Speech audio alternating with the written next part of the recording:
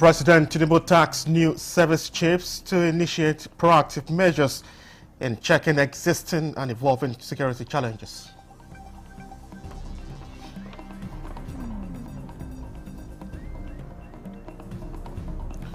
The federal government intensifies efforts to actualize the implementation of national single window at nation's ports by 2026.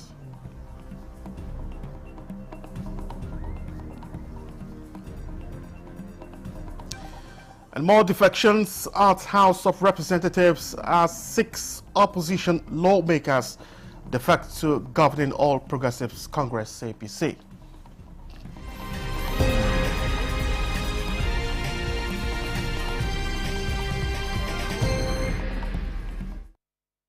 Hello and welcome to the news at 11 on NTA News24. I am Charles Alf and we are live in Abuja, the Federal Capital Territory. President Bola Tinubu has tasked the new service chiefs to initiate proactive measures in checking the existing and evolving security challenges in the country, saying that Nigeria is in a hurry to celebrate victory over enemies of state. President Tinubu gave the charge at the investiture and decoration ceremony of the new service chiefs in the council chamber of the State House, and Musbah then Wahab reports. Another crucial moment in the Nigerian security landscape. The Commander-in-Chief, just a week ago, nominated General Olufemi Oluyede and other service chiefs to replace the General Christopher Musa-led service chiefs. The Senate gave their endorsement after a screening process, but then their new positions required new ranks for the task. Olufemi Oluyede, hitherto a lieutenant general, is now a general to coordinate the entire defense staff. Major General Odiendeye, who retains his position as the Chief of Defense Intelligence, is now a lieutenant general. Major General Waidi Shaibu from Kogi State is promoted to the rank of lieutenant general to lead the Nigerian army. Idi Abbas from Kano State got new rank of Vice Admiral as the Chief of Naval Staff, while Sunday Kelvin Aneke from Enugu State is now the Air Marshal to lead the Air Staff. That Nigeria is making advances in the war against various forms of insecurity is well acknowledged severally.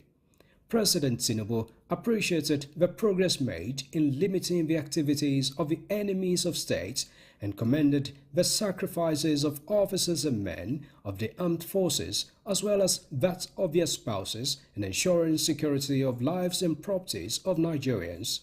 But for the Commander-in-Chief, nothing could be more gratifying for Nigerians than a total victory against all forms of insecurity. Challenges remain. Security threats are constantly evolving, constantly mutating. Our grave concern to our administration is the recent emergence of a new armed groups in the troublesome area of North Central, Northwest, and parts of the South. We must not allow this new threat to fester. We must be decisive and proactive. Let us smash the new snakes right in the head. I charge you, as head of our nation's armed forces, to carry out your duties with patriotic zeal Nigerians expect result, and not excuses. We are in a hurry to celebrate peace. Work with other security agencies and defeat this enemy once and for all. We need to clean them up, clear them out. I promise to provide all support you need to get the job done. Thank you very much. And the support, as well as that of the National Assembly, the new service chiefs are counting on as they promise to strengthen synergy and strategies to continue to guarantee an enabling environment for socio-economic development and gains of democracy. I want to assure Mr. President and all Nigerians today that we'll do our utmost best to ensure that we rid Nigeria of all forms of criminality and make Nigeria safer so that socio-economic endeavors can thrive. We pledge our loyalty to Mr. President, and we assure you that we'll continue to support the flourishing democracy and support all your government aspirations to make Nigeria better. With these developments, General Olufemi Oluyede becomes the 19th Chief of Defense Staff in Nigeria and the 6th person to leave the office of Chief of Army Staff to become the Chief of Defense Staff, and again, 2nd person from Ekiti State after former CDS General Olonishakin to hold this position. From the State House, Musbal Then Wahab, NTA News. Musbal Then Wahab again reports that the federal government has launched a new app to secure the national identification number of Nigerians and to ensure easier identification and authentication. President Bola Tinubu, he said, launched the app created by the National Identity Management Commission. Now the reports.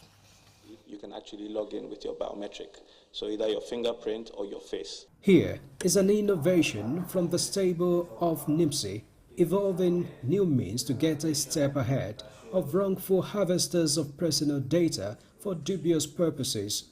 NIMSI says the NIN Authentication app, simply called NIN-Auth, is a secure digital identity and consent management platform to put the control of personal data right in the hands of the owners. By the end of the first quarter of next year, you can see yourself and all your family members, your immediate family members, all linked together on the national identity. And you would also be able to order your cards, make whatever necessary key requests you want or changes in that application. We had a commission that could boast of the number of data, not on the integrity of the data. But today, the number has increased and internationally ascertained that the quality of data has improved.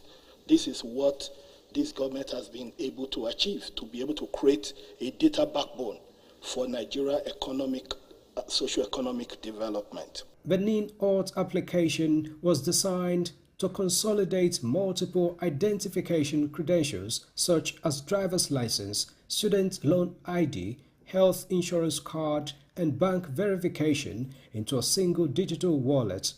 President Bola Tinubu commended what he described as a new milestone, as he believes this innovation will reduce means through which corruption can thrive. National identity database, one that will power social programs, improve electoral integrity, enhance healthcare access, and promote the equitable distribution of our common wealth. He reaffirmed the commitment of his administration to leverage technology to enhance general development. I will be issuing a directive to all MDAs to adopt the NIN-Auth for all digital and biometric verification, services to strengthen security, safeguard data integrity, and promote trusted information and exchange. Together, we are building a nation where every identity counts and every citizen must matter. With this app, NIMSI says users can decide what information they want to share and with whom, either for banking, SIM registration, education, or health insurance purpose. From the State House, Musbal Then Wahab, NTA News. The federal government has intensified efforts to actualize the implementation of the national single window at the nation's ports by 2026. Vice President Kashim Shettima stated this during the second meeting of the Ports and Customs Efficiency Committee at the Presidential Villa. Abdurrahman Jibrila reports. This meeting targets to reduce average cargo clearance time from 21 days to less than 7 days by the end of 2026 and to position Nigerian ports among the top 3 most potent trade corridors in Africa. Vice President Kashim Shettima said the policy aimed at creating a single platform to harmonize documentation, minimize human contact, and bring full transparency to the cargo clearance process would be a game changer at the ports. He also directed the Nigerian Ports Authority, Nigeria Customs Service, NAFDAC, Standard Organization of Nigeria, and other relevant agencies to come up with a roadmap on how to make Nigeria's weights and measures framework effective to ensure consumer protection, which is achieved by preventing fraud and misrepresentation in commercial transactions.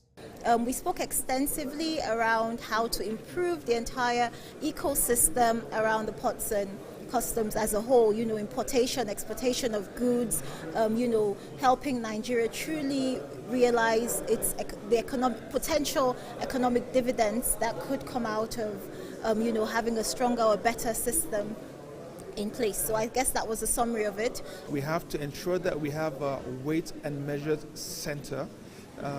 The single window ensure technology, and again technology is embedded to all that we do here today. So I think with the combination of all these things and innovation, we're going to come out stronger. We need to have a relationship that is very strong so that the issues of operations and efficiency, operational efficiency will be easily achieved. And then, like I said, once the ports are modernized, once we have a deeper channel, then we'll begin to receive bigger vessels, which also means that as we are receiving bigger vessels, we are also receiving a lot more volume of containers and other cargo, and that will also mean that we have harmonized our processes. The committee identified adoption of technology, improvement in infrastructure, human capacity building as areas that can be improved to enhance port efficiency and ensure that Nigeria remains competitive and relevant in the sub-region, continent and beyond. From the State House, Abdurrahman Jibrila, NTA News. And Senate this Thursday confirmed the appointment of Dr. Bernard Mohammed Doro as Minister of the Federal Republic of Nigeria. And National Assembly correspondent Lami Ali has the report. Mr. President is following everybody, is watching what is happening. And I commend Mr. President for identifying, for bringing this man forward, because he has been doing well for Nigeria. Somebody from diaspora who has distinguished himself. No arrest, no EFCC, no ICPC, no security issue. What are we looking for again? Dr. Doro from Plateau State, nominated last week by President Bola Tinubu, was confirmed after a brief screening exercise which featured questions on humanitarian affairs. What new innovations are you going to bring to bear with a view to intervening to solve this avalanche of humanitarian crisis? Bring some innovation into the ministry will be to create a humanitarian ecosystem that is efficient, that is transparent, and that is centered on the person. Nomination of Dr. Bernard Mohammed Dodo is hereby confirmed as the Minister of the Government of the Federal Republic of Nigeria. The minister holds degrees in pharmacy and law and masters in business strategy and advanced clinical practice, among other qualifications. He is the third person appointed as minister from Plateau State under the current administration. First to be appointed was Simon Lalong, who later left the post for the Senate after winning an election case for the southern zone of Plateau State. Also appointed was Professor Nentawe Yilwada, who also vacated the ministerial seat after being appointed the national chairman of the ruling APC. From the National Assembly, Lami Ali, NTA News. We'll take a quick break now. We'll be back, so stay with us. And the National Productivity Order of Merit Award goes to... The only tomato tomato paste manufacturer to win the National Productivity Order of Merit Award by the Federal Government of Nigeria, endorsed by the Association of Private Medical Practitioners of Nigeria. This is an evidence of 100% natural goodness, great quality and great taste. So eat healthy to live longer. Use Arisco tomato paste and products. 100% natural tomato. Better food na correct. Buy now and enjoy up to 20% discount. Arisco tomato paste, the taste of Nigeria. Feel the power of precision, engineered to perfection. Every component is crafted with care, and each design is meticulously tested. From concept to creation, our engineers push the boundaries of technology, seamlessly blending performance and sustainability with a deep commitment to African ingenuity. Introducing the CNG Boss, a remarkable achievement in engineering designed to operate on compressed natural gas, a cleaner and more sustainable fuel alternative. At Innocent Vehicles, we proudly lead the way in creating greener mobility across Africa. And it doesn't stop there. From SUVs to sedans, spacious buses to electric cars, Innocent offers a wide range of models designed to meet every need. Innocent Vehicle, the pride of African Road. This is NTA News24. Thank you for staying with us. 6 opposition lawmakers in the House of Representatives have defected to the All Progressives Congress APC. National Assembly correspondent Bitari Pen reports that 5 of the lawmakers from Enugu State cited internal crisis in the People's Democratic Party as reasons for their decision. The presence of the national chairman of the All Progressives Congress, Nentawe Yuwada, and Governor Peter Umba of Enugu State in plenary gave hint of a mass defection. Speaker Abbas Tajuddin read the separate defection letters of Chidi Obeta, Anayo Nwegu, Dennis Agbo, Oke Martins, and Nonlim Naji, all from Enugu State, who have left the PDP for the APC. Another lawmaker, Daniel Asama from Plateau State, also joined the APC from Labour Party, depleting the numbers of the minority caucus. By aligning with the APC, the party steering national transformation, we are connecting our constituency to the heartbeat of national development. The House concurred with Senate's confirmation of the service chiefs after the report of its screening committee was considered and approved. Mr. President has done a great job. He's appointed eminently qualified people. He's appointed people who are disciplined, who have a vision, who are tactical, who are resilient, who are battle-tested. So I think it's a dawn of a new era. At a public hearing on a bill to repeal and reenact the Birth and Death Registration Act, lawmakers advocated an electronic civil registration process that is fully digitized. Accurate and timely registration of births, stillbirths, deaths, marriages, and other vital events is foundational to national planning. They underpin national policy in health, education, social protection, security, and economic development. The bill is expected to establish a unified civil registration system that provides accurate data for national planning and development. From the National Assembly, Mitaire Ikben, NTA News. An African regional think tank is strengthening evidence-based intervention to improve maternal and child health outcomes in Abuja, focusing on no newborn or woman should die during childbirth. Thomas Weather reports that inauguration is to bridge the gap between research and practice in the field of maternal and child health across the African region. The think tank will serve as a high-level advisory technical body offering expert guidance to governments and institutions on implementing effective health strategies. Speakers stressed the need to translate scientific evidence into practical, locally relevant policies, and highlighted the importance of regional collaboration to address shared challenges in maternal, newborn, and child health. Talking about how we can solve the issue to get more children the right nutrition they need, and to really focus on healthier mothers, healthier children, which in turn makes a healthier nation. We have the evidence, we have data-driven decisions that we need policymakers to be able to bring to bear, reducing maternal mortality. So that it's not only like maybe in Nigeria that we're crashing maternal mortality, but in other countries, African countries as well, where they have problems with maternal mortality, they can address all these causes. Discussions at the meeting centered on accelerating and implementing maternal, newborn, child nutrition and health innovations in Africa. Experts from Nigeria, Kenya, Tanzania, and South Africa shared experiences and best practices on strengthening health systems and improving quality of care. We have many innovations in the pipeline.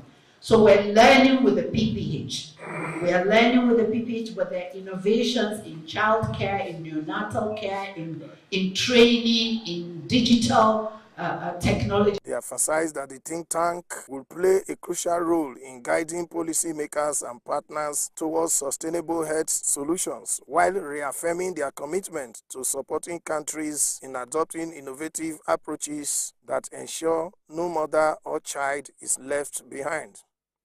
In Abuja, Thomas Ogbetere, NTA News. Meanwhile, the federal government is partnering Research Center for Advocacy and Policy Advisory in Africa to checkmate the unwanted trend of kidnapping and banditry. Daniel Aderia reports that this was at the unveiling of a National Traditional Leaders Summit with the sole aim of conflict management, peace building, and sustainable democracy. Traditional rulers are oftentimes largely conflict as we know it has remained a recurring factor in society for many a millennia. But while conflict exists, resolution remains far in sight.